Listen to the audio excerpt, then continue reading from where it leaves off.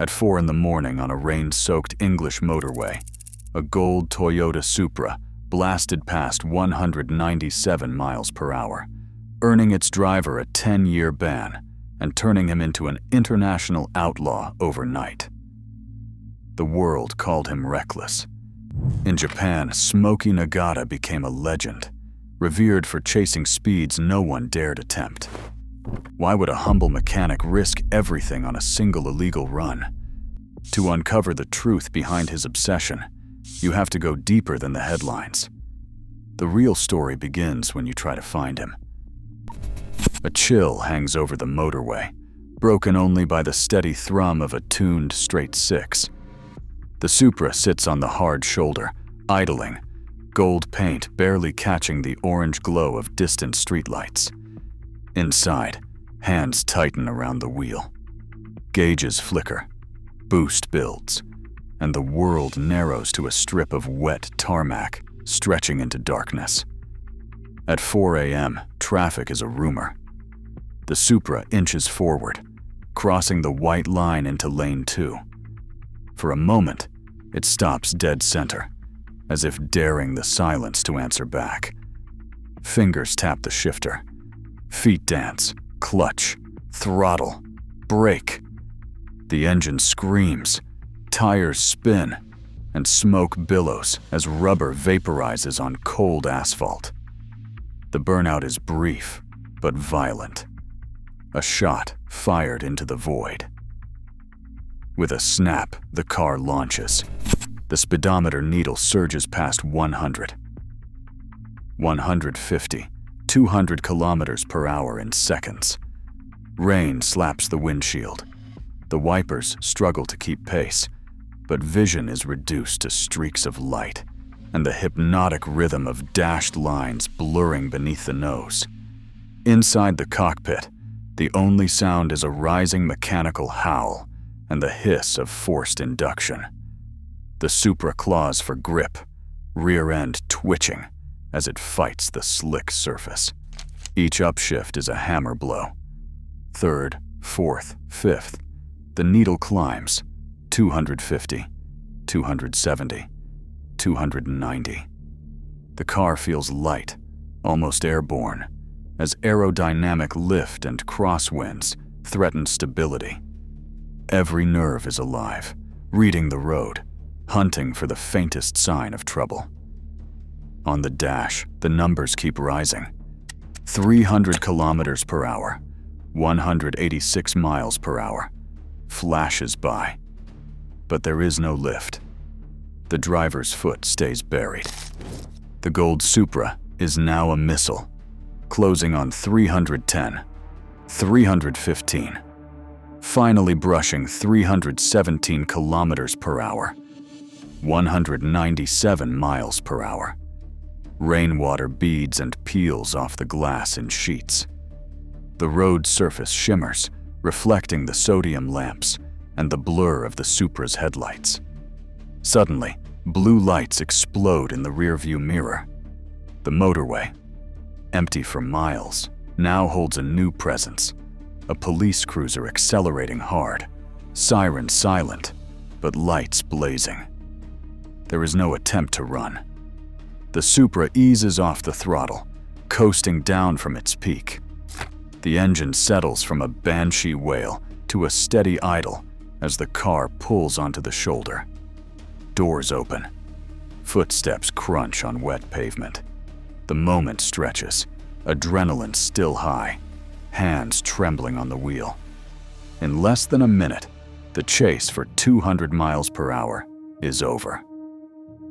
All that remains is the echo of speed, the smell of hot brakes, and the cold certainty that the law has caught up. For a few unforgettable seconds, the impossible was real. The dash cam captured it all. Now, the legend is sealed by the flash of police lights in the English rain. Courtroom air carries the scent of wet wool and old paper. The defendant stands alone, unfamiliar with the language and the customs, but the charge is clear: dangerous driving. Magistrates in West Yorkshire face a case that reads like a dare: foreign plates, a midnight run, speeds that belong on a test track, not a public motorway. The prosecution lays out the facts, stopping in a live lane, performing a burnout, then accelerating to more than twice the legal limit in the dead of night. The evidence is pieced together from police reports, witness accounts, and shaky dash cam footage. Officially, the speed admitted in court is about 120 miles per hour. The myth of 197 miles per hour is already circulating in the car scene, but the magistrate deals only in what can be proved. A fine is handed down, 190 pounds, an amount that barely covers the cost of a new tire for the Supra. The real blow comes in the form of a ban, a 1-year disqualification from driving on UK roads. There is no grand speech, just the cold efficiency of British justice. The interpreter translates the sentence. For a moment, it is all numbers and legalese, but the message is unmistakable. This is not a country that tolerates such stunts. There is no applause, no recognition of engineering skill, only a reminder that the law is blind to legend. The ban is final and quietly absolute. Outside the courthouse, the story mutates. Tabloids scream across the newsstands, with headlines built for shock and sales. Facts become elastic, stretched to fit a narrative. The 190 pounds fine becomes a symbol of leniency to some, a slap in the face to others. The driving ban, a 1-year disqualification, is recast in the public imagination as a decade-long exile. Rumors swirl that he has been expelled from the country for 10 years, that he will never set foot on British soil again. None of it appears in the court record, but the legend is already outpacing the reality. For the British public, the incident becomes a flashpoint. Letters flood newspapers, some calling for harsher penalties, others marveling at the audacity. Police spokespeople warn against copycats, emphasizing the danger to innocent motorists. The Supra's midnight sprint is dissected on talk radio and in pubs, cited as proof of a new breed of lawless, high-tech thrill-seeker. Car magazines seize on the spectacle. Max Power prints the story with grainy stills and breathless captions, cementing the night as folklore for a generation of speed-obsessed readers. Back in Japan, the word spreads fast. What was meant as a demonstration of technical mastery becomes a global headline. The modest penalty transforms a quiet craftsman into an international outlaw. The Supra returns to Chiba, but the story refuses to stay parked. In garages and online forums, the legend of the gold car and its driver grows.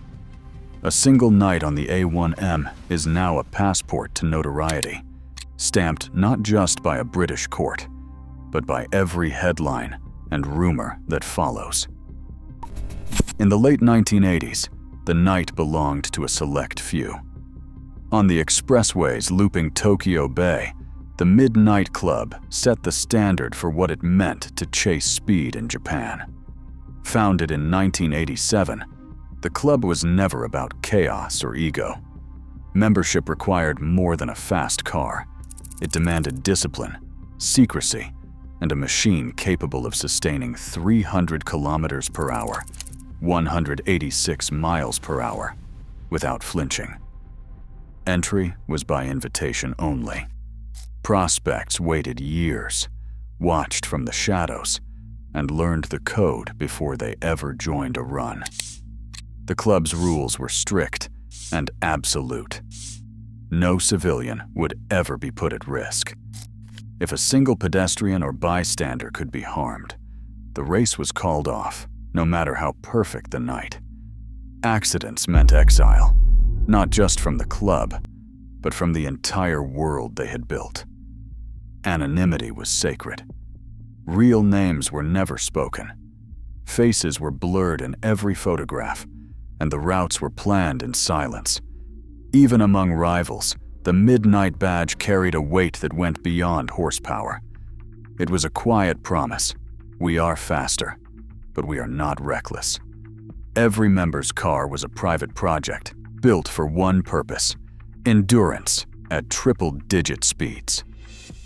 Porsche 930 Turbos, Nissan Zs, Skylines, and Supras lined up in the shadows, each tuned to survive the punishment of the Bayshore route. The Wangan stretch, a strip of tarmac with few curves and no patience for mistakes, became their proving ground. It was not just about hitting a number on the speedometer. It was about holding that number night after night without a single misstep. The ultimate test was not even on the street. It was Yatabe, the high-banked oval reserved for sanctioned top-speed trials. Here, the club's best would push for official records, watched by engineers and journalists, not police. The oval's concrete walls and relentless banking demanded respect. A failed run meant disaster. There was no room for bravado, only calculated risk. Success at Yatabe was proof, not just of power, but of control and engineering. But the real achievement was surviving the club's internal scrutiny. Members policed each other more harshly than any law. Anyone who sought attention, who invited cameras or boasted to outsiders, found themselves quietly removed. The Midnight Club's reputation for discipline was so strong that even the police, who dedicated entire task forces to catching them, grudgingly acknowledged their code. In an era obsessed with individuality, the club remained a collective, its legacy built not on names, but on shared honor. This was the world that shaped the standards for legitimacy in Japan's underground. To be taken seriously, a car and its driver had to meet the midnight minimum: 300 kilometers per hour, zero harm to others, absolute silence outside the circle. Anything less was just noise. Within these lines, the street became a secret arena, and the fastest were also the most invisible. The bar was set high, and for most, it was unreachable. Concrete and corrugated steel stretch for blocks in every direction, each warehouse nearly identical to the next. The air smells faintly of machine oil and distant sea. Chiba's industrial grid is a maze of narrow lanes and dead ends, where navigation apps lose their nerve and even taxi drivers hesitate. There is no neon, no banners, nothing to announce that legends are built here. A visitor circles the block twice, scanning for any sign of life, second-guessing every turn. The only clue is a small gold on black emblem, half hidden beside a battered roll-up door. It is easy to miss, and that is the point. Most who come this far have already heard the warnings. Top Secret is not a showroom, and it is not for tourists. There is no reception desk, no glass walls displaying trophies. The facade is unmarked, save for that discreet badge and the occasional silhouette of a wide-bodied car, parked nose in, as if hiding from the outside world. The silence is heavy, broken only by the distant whine of an impact gun or the low murmur of engines idling behind closed doors. Standing at the threshold, the sense of trespass is real. Stories from other seekers echo: journalists who wandered the wrong alley, fans who spent hours circling before daring to approach. Some turn away, convinced they have made a mistake. Others linger, peering through the gloom, looking for movement inside. The shop's reputation precedes it, part sanctuary, part fortress. A place where only the truly committed cross the line between myth and reality. There is a ritual to entry, though no one announces it. Some visitors bring a small gift, omiyage, as a gesture of respect. Others bow at the entrance, uncertain if they will be welcomed or ignored. The anxiety is palpable. Will the door open? Or will it remain just another shuttered bay in a city of secrets? Even for those who make it inside, the feeling of being an outsider lingers. The interior remains out of sight for now, but the anticipation builds. Every detail, the faded paint, the subtle logo, the absence of fanfare, serves as a reminder. This is not a place for the casual or the curious. It is a temple of speed, hidden in plain sight, where the journey to the heart of top secret begins not with a greeting, but with the courage to knock. In 1964, on the northern island of Hokkaido, Kazuhiko Nagata was born into a world shaped by fields and icy winds. Days began before sunrise, behind the wheel of the family's battered farm truck. At 14, he learned to drive by necessity, moving crates, hauling feed, and navigating muddy tracks with a quiet determination that never left him. His father, known for a heavy right foot and a stubborn streak, set the tone. If a machine broke, it was fixed by hand, not by calling for help.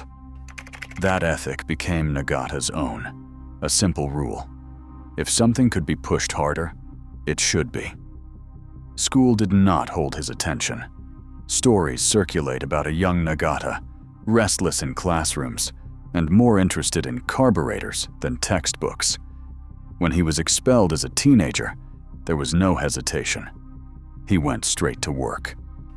His first car, a 1970 Mitsubishi Galant GTO, was both a project and a lifeline. When it broke down, the president of a local Toyota dealership took notice and offered a place in the workshop. Nagata soaked up every lesson, from basic repairs to the subtle art of tuning for endurance and speed. That mentor's trust opened doors, and soon Nagata was wrenching full-time, earning respect for his focus and his refusal to cut corners. Even then, he was different. Colleagues recall a boy who spoke little, smoked constantly, and disappeared into his work for hours. The nickname Smokey stuck, first for the haze of cigarettes, then for the tire smoke that followed him everywhere. What set him apart was not bravado. It was a belief that the street was the only real test. Circuits were predictable, but the highway, with its shifting grip and unknowns, revealed the truth about a car and its driver. For Nagata, every late-night drive was a lesson, and every mechanical failure was a puzzle to solve. The obsession was not with fame or rebellion. It was with finding out how far engineering and determination could go. Obsession. Under the fluorescent haze of Top Secret's workshop, the V12 Supra rests like a relic from another world. This is no ordinary build.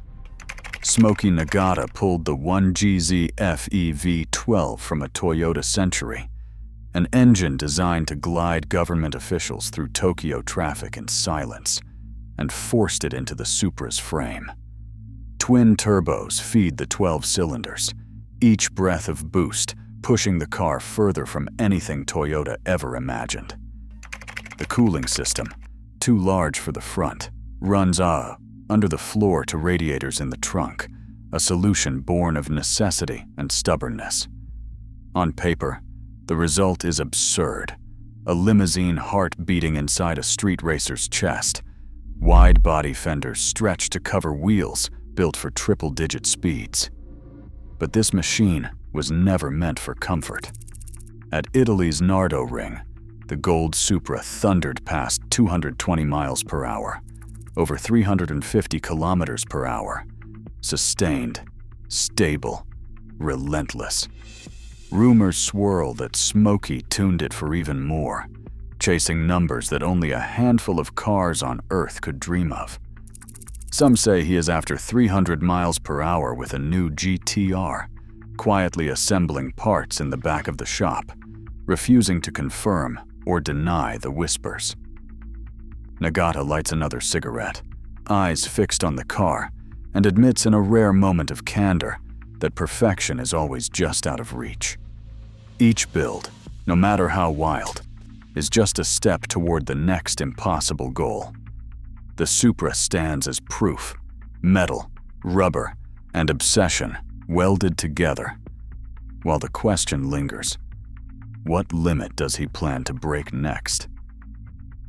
In today's world of algorithms and regulations, Smokey Nagata's pursuit of mechanical limits stands as quiet defiance. As Japan's street racing culture faces an increasing crackdown, his legend draws new generations to Chiba, hoping to witness obsession made tangible. The boundaries he broke are now barriers for others, reminding us that true innovation still demands risk. What limits are we willing to challenge next?